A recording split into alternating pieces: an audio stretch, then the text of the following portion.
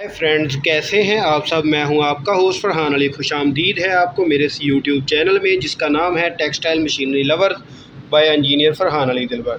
दोस्तों, एक नई वीडियो के साथ आज फिर मैं आपकी खिदमत में हाज़िर हूं। आज की जो मेरी वीडियो है वो ABB के ACS 510 इन्वर्टर की प्रोग्रामिंग, उसकी पैरामीटर सेटिंग और उसको रन की कमांड आपने किस तरह से देनी है, उसको चला किस तरह से सकते हैं और उसके पैरामीटर आप किस तरह से सेट करते हैं, ये तमाम चीज़ें आपको मैं आज की वीडियो में सिखाऊंगा। तो इस वीडियो में मैं आपको सिखाऊंगा कि आप इसको कीपैड की मदद से मोटर को किस तरह से चला सकते हैं, फिर 2 वायर की मदद से, 3 वायर की मदद से, उसके बाद जो मोटर की स्पीड है उसको आप कीपैड की मदद से किस तरह से कंट्रोल कर सकते हैं, और टर्मिनल्स के थ्रू, ये जो इसके टर्मिनल्स बने हुए हैं इनकी मदद से आप किस तरह से या कोई वेरिएबल लगाकर आप इसकी स्पीड को कम या ज़्यादा कर सकते हैं। तो किसी भी इन्वर्टर को लगाने से पहले आपने सबसे पहले उसकी नेम प्लेट को देखना है, क्योंकि आपको पता होना चाहिए कि आप जो इन्वर्टर इस्तेमाल कर रहे हैं उसकी इनपुट जो पावर है वो कितनी है, आउटपुट कितनी है और कितने किलोवाट तक की मोटर को ये चलाने के लिए सूटेबल है। तो ये तमाम चीज़ें इसकी नेम प्लेट देखने के बाद आपने मोटर की नेम प्लेट देखनी है और उसके पैरामीटर्स वगैरह को भी उसमें इसी तरह से फीड करना है। तो चलिए, सबसे पहले मैं इस इन्वर्टर को ऑन करता हूँ।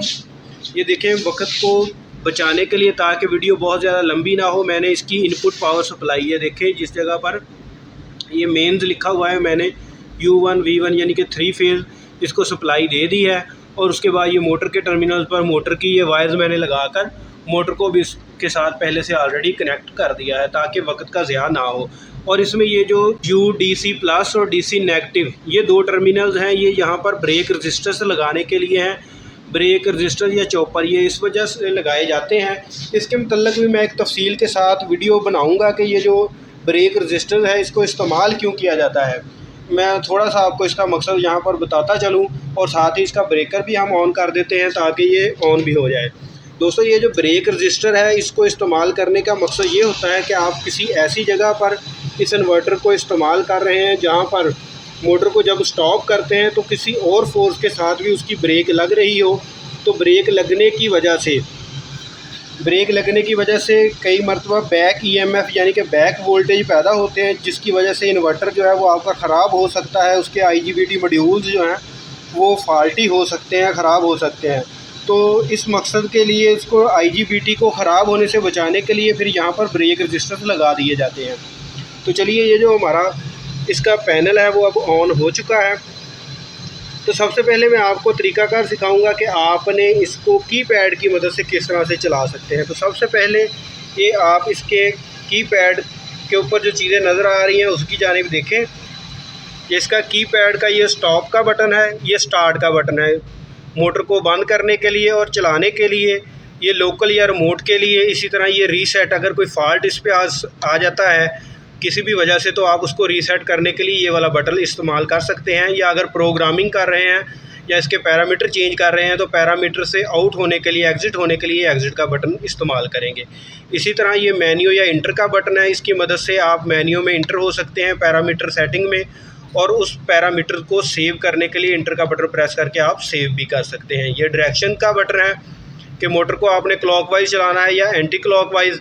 और इसी तरह ये अप और डाउन एरो कीज़ हैं, ये दोनों एरो कीज़ पैरामीटर या इसकी जो फ्रीक्वेंसी स्पीड जो है वो कम ज़्यादा भी आप इसकी मदद से कर सकते हैं। और इसके अलावा अगर आप पैरामीटर वगैरह फीड कर रहे हैं तो उसकी वैल्यू कम या ज़्यादा करने के लिए भी इनका इस्तेमाल कर सकते हैं। तो चलिए, सबसे पहले आपने इसको कीपैड की मदद से अगर चलाना है तो ये जहाँ पर REM लिखा हुआ आपके सामने आ रहा है यानी कि रिमोट, इसको आपने इस लोकल या रिमोट के बटन की मदद से लोकल मोड पे ले आना है। क्योंकि हमने लोकल यानी कि इस कीपैड की मदद से इसको चलाना है, तो मैं ये लॉक का बटन प्रेस करूँगा तो ये देखें LOC आ गया, यानी कि ये लोकल मोड में चला गया।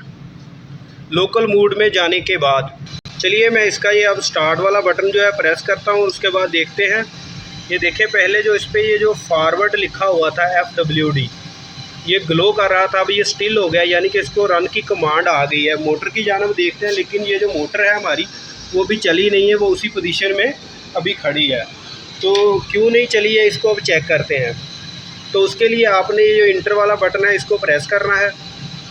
उसके बाद ये अप एंड डाउन एरो की का इस्तेमाल करते हुए रेफरेंस ये रेफरेंस में आ जाना है, यानी कि आपने इसको स्पीड के लिए, फ्रीक्वेंसी के लिए रेफरेंस कहाँ से देना है, तो इस पर आपने दोबारा से इंटर कर देना है।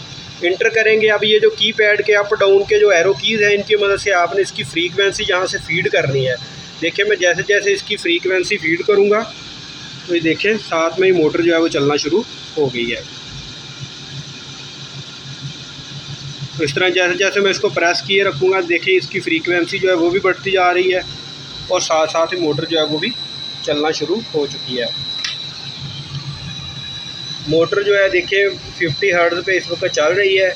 इसी तरह अगर आप इसकी स्पीड को कम करना चाहें तो इस डाउन एरो की को इस्तेमाल करते हुए आप इसकी स्पीड को कम भी कर सकते हैं। और अगर आप इसको रोकना चाहें तो ये स्टॉप का बटन है, इसको मैं प्रेस करता हूँ तो देखिए मैंने प्रेस किया, ये देखें ये जो फॉरवर्ड वाला साइन है ये देखें दोबारा से ग्लो कर रहा है, ऑन ऑफ हो रहा है, ब्लिंकिंग कर रहा है। दोबारा से मैं इसको स्टार्ट का ये बटन प्रेस करता हूँ। जैसे ही मैंने बटन प्रेस किया देखिए मोटर ने चलना जो है वो शुरू कर दिया है। और जैसे जैसे इसकी ये जो स्पीड है, फ्रीक्वेंसी है, वो बढ़ती रहेगी, उसके साथ साथ ही मोटर की जो स्पीड है उसमें भी फिर इजाफा होता जाएगा।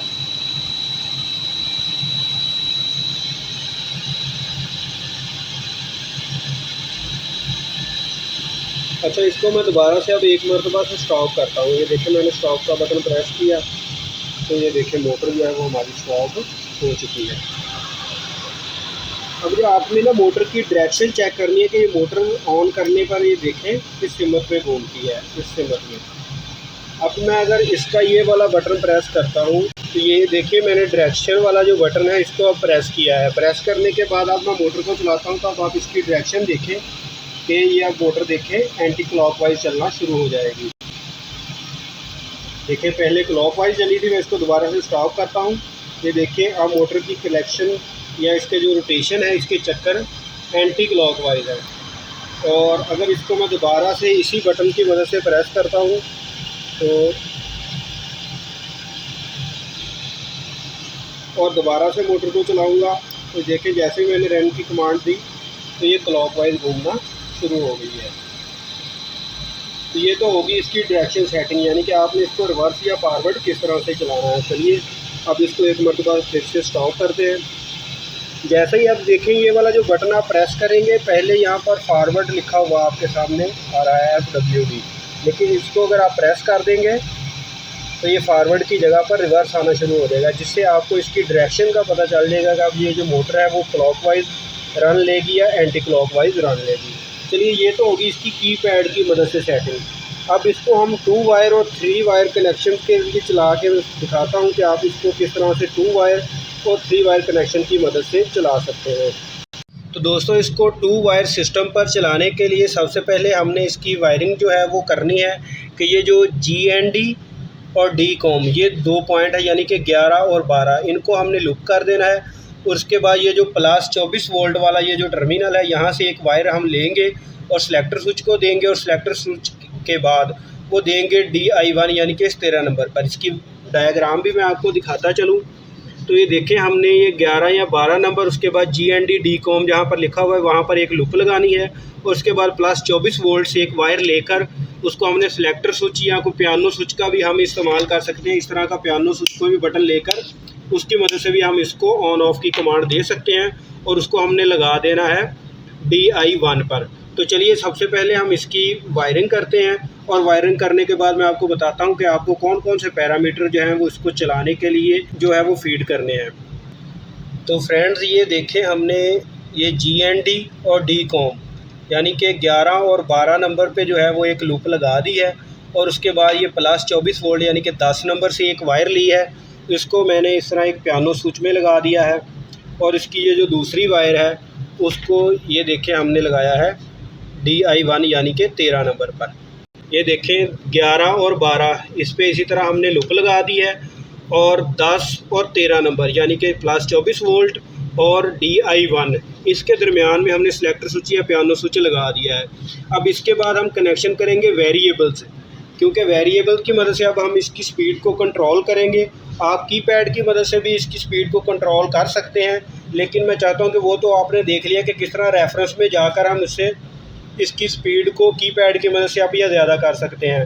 तो इसी तरह अब हम ये जो वेरिएबल है इसकी मदद से अब इसकी स्पीड को कम या ज़्यादा कैसे करेंगे, उसके लिए मैं पैरामीटर सेटिंग भी बताऊंगा और आपको, और पैरामीटर सेटिंग के अलावा वेरिएबल की जो कनेक्शन है वो वायर के वो आपने किस जगह से करनी है। ये जो 1 नंबर और 3 नंबर वायर है, इसकी 2 नंबर वायर जो है वो आउटपुट वायर होती है वेरिएबल की।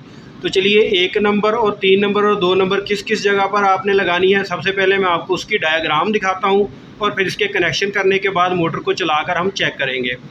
इसकी स्पीड को कम या ज़्यादा करने के लिए हम 10K की वेरिएबल का इस्तेमाल करेंगे और वेरिएबल का पॉइंट नंबर 1 जो है वो हम उसको ग्राउंड के साथ, यानी कि ए ग्राउंड 3 नंबर टर्मिनल है वहाँ पर लगाएंगे और इसका जो 3 नंबर वायर है उसको +10 वोल्ट के साथ लगाएंगे और जो 2 नंबर आउटपुट की वायर है उसको एनालॉग इनपुट 1 यानी कि 2 नंबर टर्मिनल पे लगाएंगे। तो चलिए इसके कनेक्शन करते हैं और इसके बाद मोटर को इसकी मदद से इसकी स्पीड कम या ज़्यादा करके हम चेक करते हैं। तो फ्रेंड्स, इसकी ये जो वेरिएबल है उसकी वायर जो है वो मैंने कनेक्ट कर दी हैं।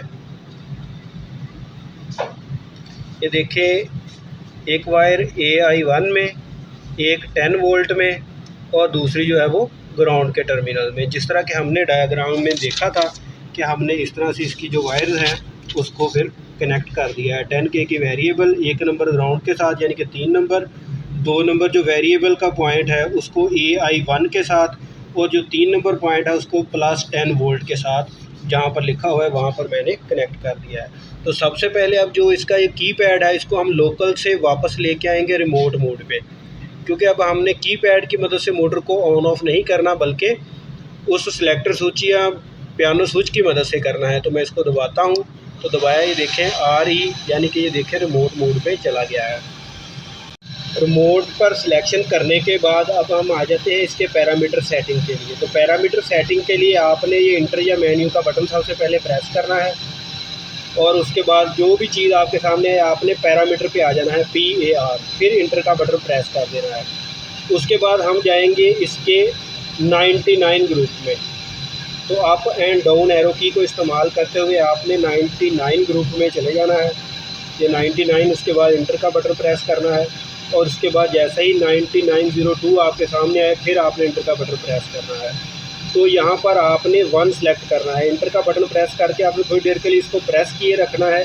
तो आपके सामने इस तरह ये सेट लिखा हुआ आ जाएगा। जब ये सेट आए तो उस वक्त आप इसकी ये जो वैल्यू है उसको कम या ज़्यादा कर सकते हैं। तो इसकी वैल्यू पहले से ही 1 है। अगर आपके पास इसकी वैल्यू चेंज हो तो आप इसको अप एंड डाउन एरो की मदद से इस तरह से तब्दील कर सकते हैं। लिहाजा मैं इसको दोबारा 1 पे करके इसको इंटर का बटन प्रेस कर दूंगा तो ये 2 वायर मोड पे इसकी सिलेक्शन हो गई है। अब रह गया इसका फ्रीक्वेंसी रेफरेंस, क्योंकि पहले हमने कीपैड की मदद से इसकी स्पीड को कम या ज़्यादा किया था, अब हमने करना है वेरिएबल की मदद से। तो वेरिएबल की मदद से इसको रेफरेंस देने के लिए आपने पहले ये एग्जिट का बटन दबाना है। उसके बाद आपने चले जाना है 11 नंबर ग्रुप में। 11 नंबर ग्रुप आ जाए फिर आपने इंटर का बटन प्रेस करना है। उसके बाद आ जाना है 1103 में। आप एरो की इस्तेमाल करते हुए 1103 इंटर का बटन प्रेस करें। इसके बाद ये देखिए 1 है। इंटर का बटन प्रेस करके आप थोड़ी देर इसको प्रेस किए रखें। जैसे ही प्रेस किए रखें ये सेट का बटन आ जाए उस वक्त आप इसकी वैल्यू को फिर कम या ज़्यादा कर सकते हैं। यहाँ पर आप 3 डिजिट जो है वो सिलेक्ट कर सकते हैं, 0, 1 और 2। ये जो 0 है कीपैड की मदद से रेफरेंस लेने के लिए, यानी कि अगर आप इसकी स्पीड को कीपैड की मदद से कंट्रोल करना चाहते हैं तो आपने 0 इस्तेमाल करना है।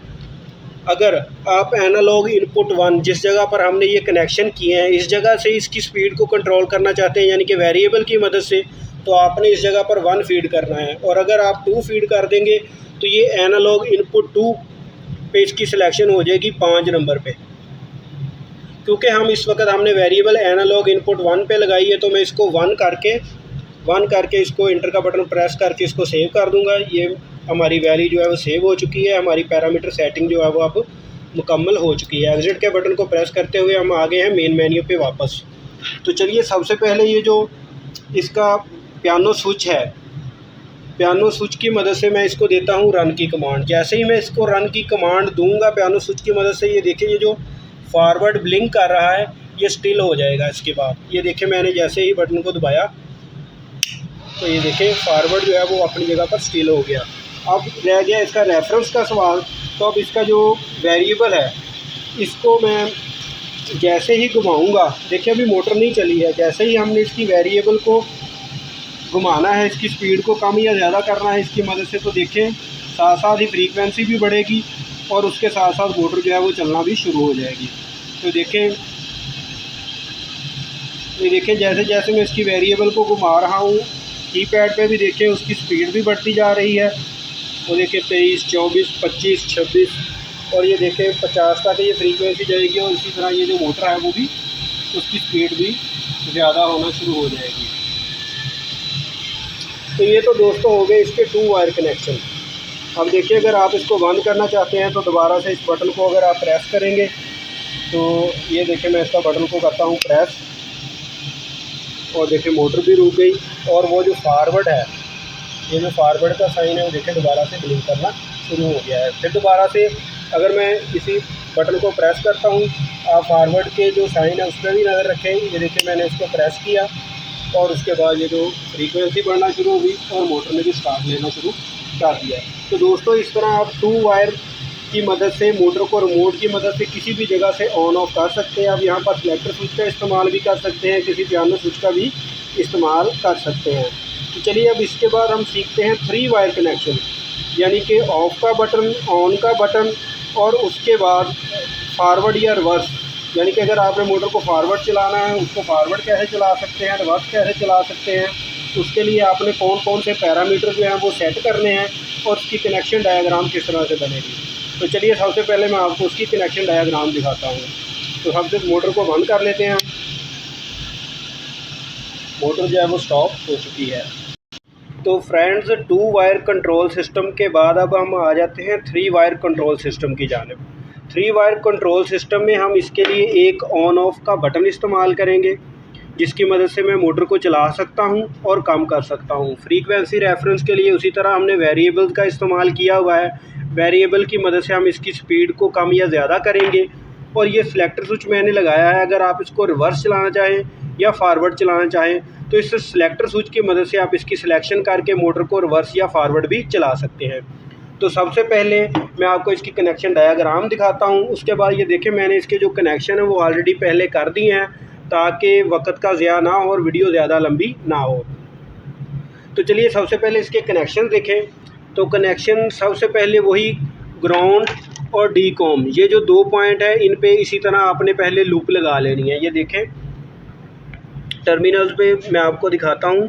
ये देखें ग्राउंड यानी कि 11 नंबर और डी कॉम, इस जगह पर ये देखें मैंने लूप जो है वो पहले बनाकर लगा दिया है। उसके बाद ये जो 11 नंबर यानी कि प्लस 24 वोल्ट वाला जो टर्मिनल है वहाँ से आपने एक वायर लेनी है और इसको एक आपने ऑन वाला बटन इस्तेमाल करना है नॉर्मली ओपन, फिर ऑफ़ के लिए नॉर्मली क्लोज़ का पॉइंट इस्तेमाल करना है और एक सिलेक्टर स्विच का इस्तेमाल करना है इसको फॉरवर्ड या रिवर्स करने के लिए।